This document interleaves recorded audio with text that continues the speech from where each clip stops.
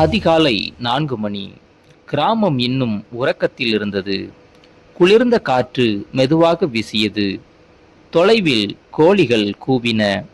அந்த அமைதிக்குள் ஒரு வீட்டில் மட்டும் தூக்கம் வரவில்லை. வாசலில் அமர்ந்திருந்தாள் சாந்தி. வயது 33. கணவனை இழந்து 3 ஆண்டுகள் கடந்தும் அவளது இதயம் இன்னும் அந்த பிரிவிலேயே வாழ்ந்தது. காதல் என்பது உடலோடு முடிவதில்லை, நினைவுகளோடு தொடரும் என்பதற்கு அவளே சாட்சி.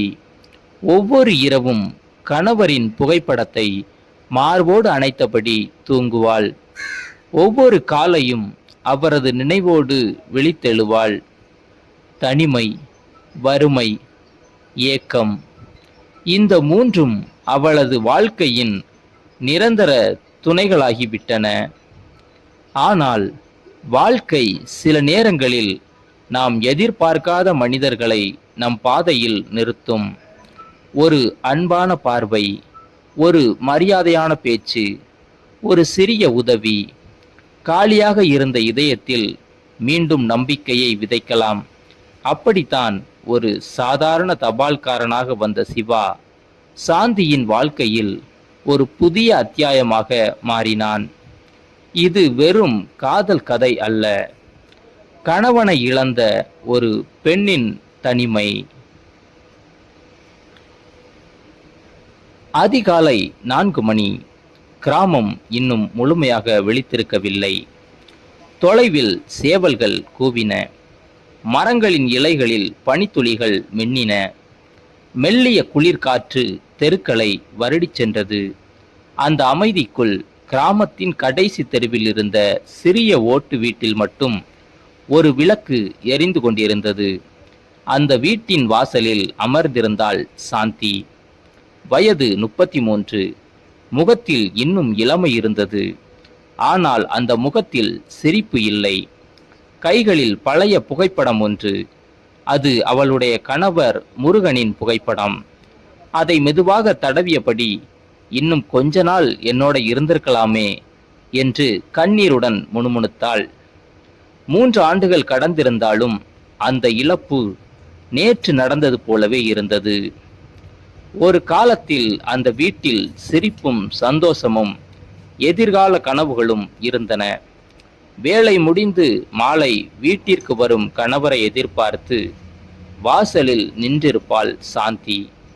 இருவரும் சேர்ந்து சாப்பிடுவார்கள். வீட்டின் முன் அமர்ந்து நீண்ட நேரம் பேசுவார்கள். நமக்கு வசதி இல்லாம இருக்கலாம், ஆனா நம்ம சந்தோஷத்தை யாராலும் வாங்க முடியாது என்று முருகன் சிரித்தபடி சொல்லுவான். அந்த வார்த்தைகளே சாந்தியின் உலகமாக இருந்தது. ஆனால் ஒரு மழைக்கால மாலை, வேலை முடிந்து வீடு திரும்பிக் கொண்டிருந்த முருகன் சாலை விபத்தில் உயிரிழந்தான். ஒரே நாளில் மனைவியாக இருந்த சாந்தி தனிமையில் வாழும் பெண்ணாக மாறினாள். முதல் சில நாட்கள் உறவினர்கள் வந்தார்கள். ஆறுதல் சொன்னார்கள். தைரியமா இரு, காலம் எல்லாத்தையும் சரி பண்ணிடும் என்று கூறிவிட்டு சென்றார்கள். நாட்கள் நகர்ந்தன. மாதங்கள் கடந்தன. அவர்களின் வருகையும் குறைந்தது. இறுதியில் அவளை தேடி வந்தது அமைதியும் தனிமையும் மட்டுமே. வாழ்க்கை நின்றுவிடவில்லை. வாழ வேண்டுமென்றால் வேலை செய்ய வேண்டியது அவசியம். அதனால் அருகிலிருந்த வீடுகளில் பாத்திரம் தேய்த்தாள். வயலுக்கு வேலைக்கு போனாள். திருமண வீடுகளில் சமையலுக்கு உதவினாள். கிடைத்த வேலையை விட்டதில்லை. மாலை வீடு திரும்பும்போது உடல் முழுவதும் சோர்ந்து போயிருக்கும். ஆனால் வீட்டுக்குள் நுழைந்தவுடன் அவளை வரவேற்றது அமைதி மட்டுமே. சில நேரங்களில் சாப்பிடக்கூட மனம் வராது. ஒரு டம்ளர் தண்ணீர் குடித்துவிட்டு கணவரின் புகைப்படத்தை பார்த்தபடியே உறங்கி விடுவாள். ஒரு நாள் காலை வாசலுக்கு வெளியே சைக்கிள் மணி ஒலித்தது. தபால் என்று குரல் கேட்டது. கதவை திறந்தாள். அரசு தபால் பையுடன் அமைதியாக நின்றிருந்தான் சிவா. புதிய தபால்காரன். சாந்தி அம்மா தானே? ஆமாம். பதிவு தபால் வந்திருக்கு. கையெழுத்து வாங்கி கொண்டு கிளம்பும்போது மெதுவாக கேட்டான், வேற ஏதாவது அரசு கடிதம் எதிர்பார்த்திருக்கீங்களா? விதவை உதவித்தொகைக்கு விண்ணப்பம் செய்திருக்கேன். சரி, வந்ததும் உடனே கொண்டு வர்றேன். அவ்வளவுதான். அவன் தனது வேலையை தொடர்ந்தான். ஆனால் பல மாதங்களுக்கு பிறகு யாரோ ஒருவர் மரியாதையுடன் பேசியது சாந்தியின் மனதில் சிறிய ஆறுதலை ஏற்படுத்தியது. அடுத்த சில வாரங்களில் சிவா அடிக்கடி அந்த தெருவிற்கு வந்தான். சில நாட்களில் மின் கட்டண அறிவிப்பு, சில நாட்களில் வங்கி தகவல், சில நாட்களில் அரசு கடிதம். ஒவ்வொரு முறையும் எப்படி இருக்கீங்க என்று கேட்டுவிட்டு தனது வேலையை தொடர்வான். அவன் ஒருபோதும் தேவையில்லாத கேள்விகள் கேட்கவில்லை. அதுதான் சாந்திக்கு மிகவும் பிடித்திருந்தது. ஒரு நாள் அரசு அலுவலகத்திலிருந்து வந்திருந்த கடிதத்தை பார்த்து சாந்தி குழம்பினாள். இதுல என்ன எழுதியிருக்காங்க என்று கேட்டாள். சிவா கடிதத்தை மெதுவாக படித்தான். உங்க விண்ணப்பத்துக்கு இன்னும் 2 ஆவணங்கள் வேணும்னு சொல்லி இருக்காங்க. சாந்தியின் முகம் உடனே வாடியது. அந்த அலுவலகம் எங்கன்னே தெரியாது. கவலைப்படாதீங்க, நாளைக்கு நான் அந்த பக்கம் போறேன். என்னென்ன ஆவணங்கள் வேணும்னு எழுதி தாரேன். மறுநாள் அவன் சொன்னபடி எல்லா விவரங்களையும் எழுதி கொடுத்தான். எந்த பிரதிபலனும் எதிர்பார்க்காமல். அந்த சிறிய உதவி சாந்தியின் மனதில் பெரிய நம்பிக்கையை விதைத்தது. சில நாட்கள் கழித்து மாலை வேலை முடிந்து வீட்டிற்கு வந்த சாந்தி வீட்டின் முன் இருந்த பழைய வேலி கீழே விழுந்திருப்பதை பார்த்தாள். தனியாக தூக்க முயன்றாள். அப்போது தபால் கொடுத்து வந்த சிவா அதை பார்த்தான். நான் பிடிக்கிறேன், நீங்க கட்டுங்க. இருவரும் சேர்ந்து வேலியை சரி செய்தனர். ரொம்ப நன்றி, இதுக்கெல்லாம் நன்றி சொல்ல வேண்டியதில்ல என்று சிரித்தான். அன்று நீண்ட நாட்களுக்கு பிறகு சாந்தியின் முகத்தில் இயல்பான சிரிப்பு மலர்ந்தது. சில வாரங்களுக்கு பிறகு அரசு உதவித்தொகை ஒப்புதல் பெற்றது. வங்கி கணக்கில் முதல் தொகை வந்தது. சாந்தியின் கண்களில் கண்ணீர். இந்த உதவி இல்லை என்றால் நான் இன்னும் கஷ்டப்பட்டிருப்பேன். சிவா அமைதியாக சிரித்தான். இது ஆரம்பம் மட்டும். இப்போ நீங்க உங்களுக்கே ஒரு தொழில் ஆரம்பிக்கணும். என்ன தொழில்? நீங்க நல்லா ஊறுகாய் போடுவீங்களாமே.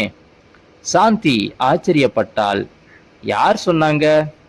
உங்க பக்கத்து வீட்டுக்கார அம்மா வாங்கிட்டு போயிருந்தாங்க. அவள் வெட்கத்துடன் சிரித்தாள்.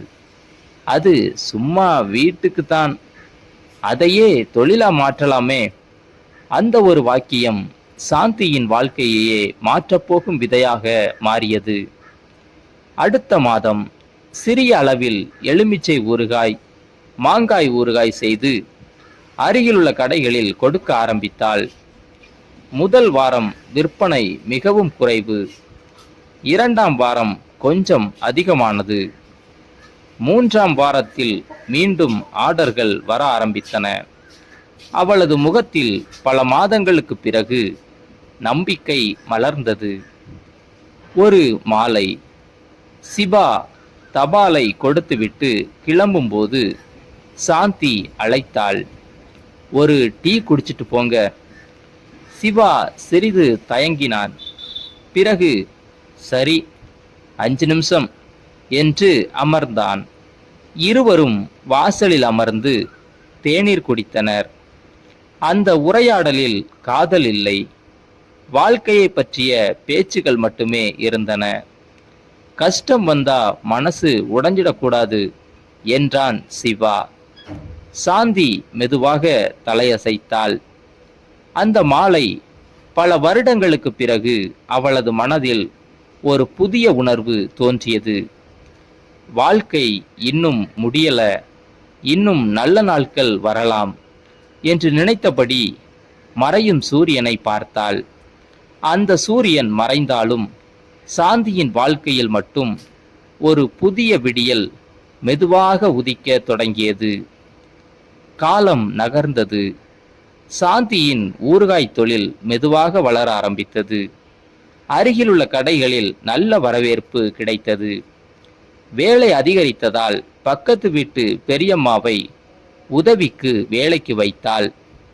ஒரு நாள் தபால் கொடுக்க வந்த சிவாவிடம், இன்று என் பிறந்த நாள் என்றாள் சாந்தி. அவன் வாழ்த்து கூறி ஒரு சிறிய கணக்கு நோட்டு புத்தகத்தை பரிசாக கொடுத்தான். தொழில் வளரும்னா வருமானம் செலவு எல்லாத்தையும் எழுதணும் என்றான். அந்த சிறிய பரிசு சாந்தியின் மனதை நெகிழச் செய்தது. ஒரு வருடத்தில் சாந்தி ஹோம்மேட் ஊறுகாய் என்று அவளது தொழில் கிராமத்தில் பிரபலமானது. வறுமை மெதுவாக விலகி தன்னம்பிக்கை அதிகரித்தது. ஒரு மாலை இருவரும் தேநீர் குடித்து கொண்டிருந்த போது சாந்தி கேட்டாள், என் வாழ்க்கையை கண்டு ஏன் பரிதாபப்படல? சிவா சிரித்தபடி, பரிதாபம் வாழ்க்கையை மாற்றாது, நம்பிக்கைதான் மாற்றும். நீங்க முன்னேற வேண்டியவங்க என்றான். அந்த வார்த்தைகள் சாந்தியின் மனதில் ஆழமாக பதிந்தன. சில நாட்கள் கழித்து சாந்தி தனது மனதை திறந்தாள். என் கணவரின் நினைவுகள் எப்போதும் இருக்கும். ஆனா மீதமுள்ள வாழ்க்கையை அமைதியா வாழணும். நீங்க சம்மதம்னா நாம சேர்ந்து வாழலாமா? சிவா சில நொடிகள் அமைதியாக இருந்துவிட்டு, இது உங்க மனசு எடுத்த முடிவுன்னா வாழ்நாள் முழுக்க நல்ல துணையா இருப்பேன் என்றான்.